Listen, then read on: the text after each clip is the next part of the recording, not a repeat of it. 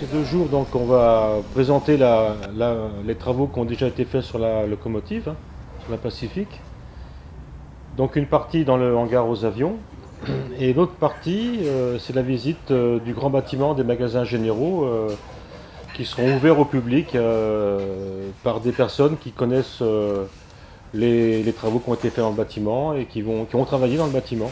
Ça a été organisé par la municipalité, hein, dans le cadre des Journées du patrimoine. L'association, bien sûr, est partie prenante, ainsi que la fondation de la locomotive qui nous aide dans nos travaux. Cette toile a été faite d'après une photo que j'ai prise sur place, d'ailleurs, quand elle était là-bas dans l'avenue à Saint-Pierre-des-Corps. Voilà. C'est une peinture à l'huile. Hein. C'est une pièce que j'avais chez moi, hein, et puis donc je leur en fais cadeau. Hein. Les graisseurs, la pompe à sépi qui servait à... Le musée n'est pas un magasin de pièces détachées. Alors, naturellement, oui, celle de Mulhouse. C'est la même machine. Oui, ça va nous donner un bon signal fermé.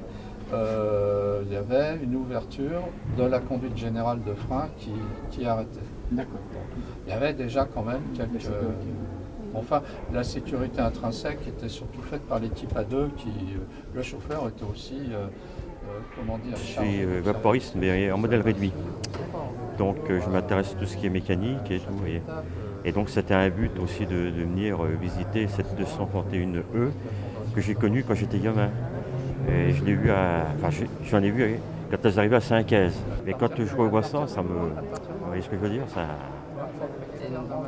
Ah oui, oui, c'est vrai que c'est comme tout, c'est le patrimoine, c'est la mécanique, quoi.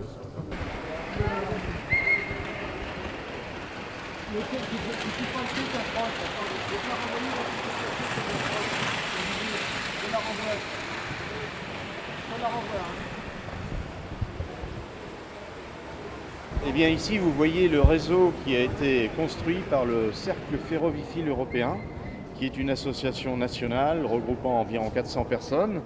Nous avons été sollicités vers le mois de mai par la municipalité de Saint-Pierre-des-Corps pour participer à cette journée. Et pour nous, ça a été un peu un défi parce que Patrick, Jean-Pierre et moi-même, nous avions tous nos trains dans des boîtes et nous n'avions pas de réseau. Et Jean-Pierre et Patrick ont travaillé comme des fous pendant plus de 3 mois pour concevoir et réaliser ce réseau que nous avons monté vendredi après-midi. De la charpente du bâtiment, fait par une élève du CFA. Autour, avec toutes les explications nécessaires à la construction de ce Et je fais bâtiment. partie de l'association de trains touristiques.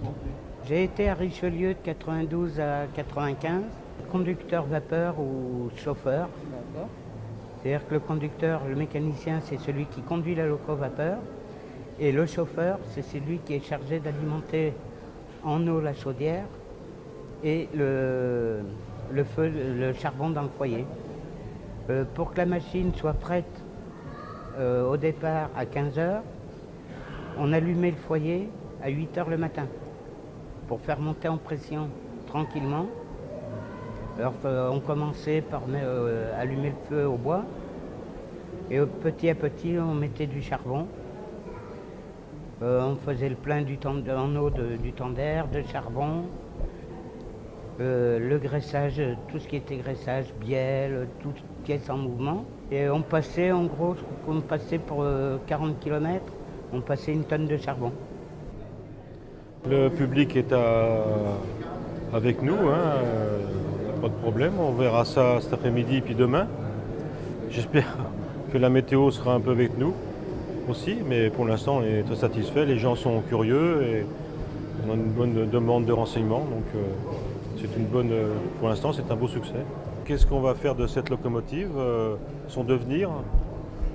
J'espère recueillir pas mal d'adhésions, parce qu'il faut faire aussi comprendre aux gens que c'est un projet qui ne peut pas se faire comme ça, sans moyens. Vous me côté également des photographies des festivités qui ont lieu lors du départ en décembre 2013 de la locomotive. Venu ici parce que je suis un ancien cheminot Enfin, j'ai passé quelques temps à la SNCF. Et on est toujours intéressé par intéressé par la vapeur. La vapeur, c'est ça. C'était une certainement le trac. Super époque. Ouais. Super époque qui malheureusement a bien disparu, mais bon, maintenant on vient revoir. Bon, il y en a encore en service, mais celle-ci, il y a encore du travail à faire dessus, hein, ça, énormément. Mais aussi bien chaudronnerie que. Après la tôlerie, ça c'est pas si grave. Mais pour la remettre en chauffe, ils vont avoir du boulot, hein, les gars. Oui, mais c'est pas grave, vous viendrez à l'occasion et je vous donnerai. J'étais intéressé déjà par le train, et particulièrement parce que l'ancienne machinerie du train, c'est-à-dire les locomotives à vapeur, un petit peu, ça peut faire la deuxième que je vois, puisque moi je suis originaire du sud-ouest et il y a déjà je pense une 241 qui tourne et qui a été rénovée là-bas. C'est toujours très agréable de voir ça, même si, on va dire, côté fumée, des fois ça en fume bien. Mais c'est vraiment un plaisir, quoi. Et je disais à mon ami, ça rappelle un petit peu le film La bête humaine. C'est vraiment quand on monte dans une locomotive comme ça, on se rend compte de la rudesse du métier, on va dire. Parce que quand on voit l'état des commandes, des trucs comme ça, quand on rentrait noir à la maison, ce n'est pas parce qu'on avait passé sa journée au bistrot.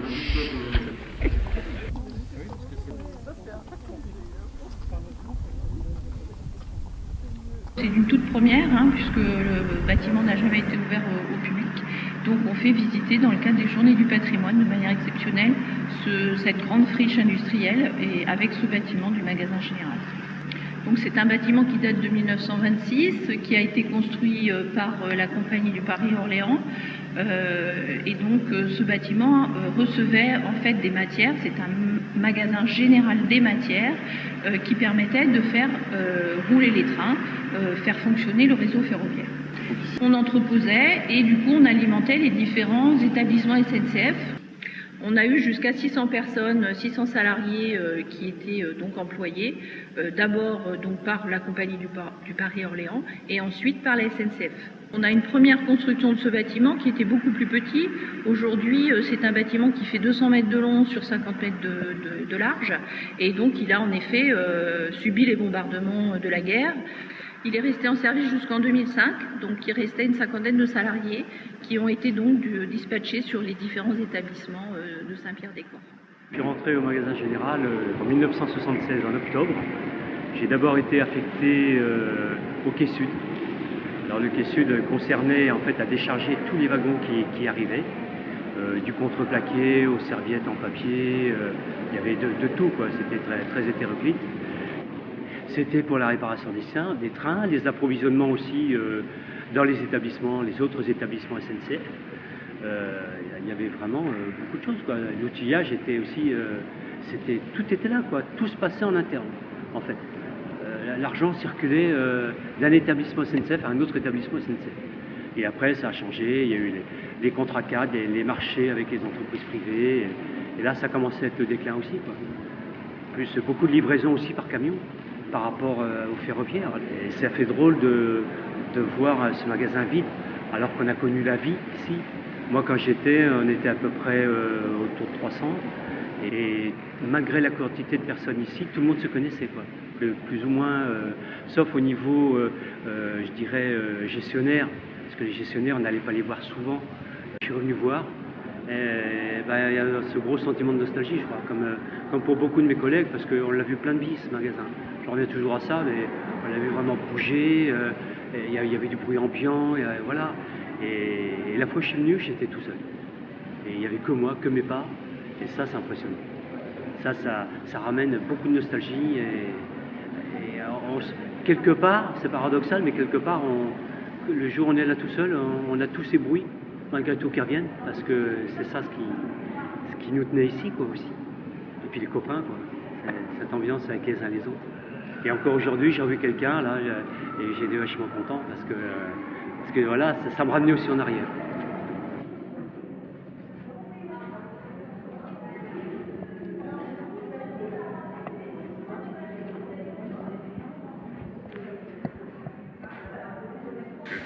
À partir de 2008-2009, j'ai fait des visites très régulières dans ce magasin, qui a évolué avec le temps, qui s'est délabré petit à petit. Donc,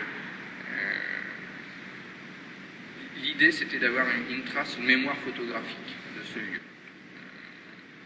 Donc j'ai cherché à retrouver des gens qui ont travaillé ici.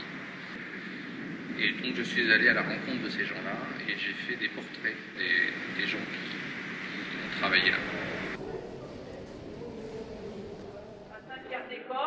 Le développement économique il s'est toujours fait autour de l'énergie et de notre vocation qui est le ferroviaire. Ici, sur ce grand site de 14 hectares, le souhait c'est d'en faire un pôle de compétences énergétiques et ferroviaires, c'est-à-dire de réindustrialiser le site. En 2005, la SNCF vend les 9 hectares. Qui se positionne pour acheter au plus offrant? C'est une société de BTP pour faire un dépôt de sable et de gravat. Voilà. Donc la municipalité a décidé qu'il y avait sûrement autre chose à faire de 9 hectares en cœur d'agglomération à 5 minutes de la gare TGV. C'est donc la ville, avec ses deniers, qui a racheté ce site. Elle s'est tournée vers Tourplus et Tourplus a dit non, nous, ça ne nous intéresse pas, on n'achète pas. Les élus se disent on réindustrialise. C'est-à-dire qu'on ne fait pas du logement, on ne fait pas des bureaux dans ces endroits-là, on ne fait pas un musée, on ne fait pas une université, on va créer de l'emploi à cet endroit-là. Il y a une obsolescence des bâtiments industriels. En 40 ans, on n'a plus l'usage des bâtiments. Parce qu'il y a des stratégies économiques qui ont été mises en place qui sont différentes. Et donc qui nous poussent à dire, gardons le sol à la collectivité et faisons en sorte que l'entreprise, le temps de son exploitation, exploite et restitue le terrain à la fin. Qu'est-ce qu'on entend là? On entend, en bruit de fond, c'est la centrale biomasse qu'on appelle Dalkia. On dit oui à l'implantation de cette centrale. Pas dans n'importe quelle condition, donc on fait appel à un architecte qui dessine cet élément-là et pour que ça soit composé dans l'ensemble. Cet élément-là, il est aussi lié à un bail à construction. C'est-à-dire qu'on signe avec un concessionnaire pour 30 ans, avec un loyer qui vient annuellement comme denier pour la ville. Et du coup, le site est financé, en fait, ce qu'on a payé pour acheter la totalité. En 9 ans, on a remboursé ce qu'on a acheté là. Je suis venu parce qu'on avait des communications par l'office de tourisme qui expliquait que ça faisait partie des lieux remarquables à visiter en Touraine, dont d'autres. Et surtout, on s'est dit que c'est peut-être la dernière fois qu'on le verrait dans son état. Et aujourd'hui, on voit cette jolie lumière, en plus il fait beau, qui ravive un peu les 800 personnes qui ont pu travailler ici. J'aime bien faire du tourisme industriel, visiter comme ça des bâtiments, l'histoire. Il y a une âme dans ces bâtiments qu'ont vu plein de gens travailler, qui ont vu des activités, bon, on essaie de rêver à le faire revivre. Comment? Bon, c'est le grand projet de la mairie, mais ce serait bien, ce serait bien.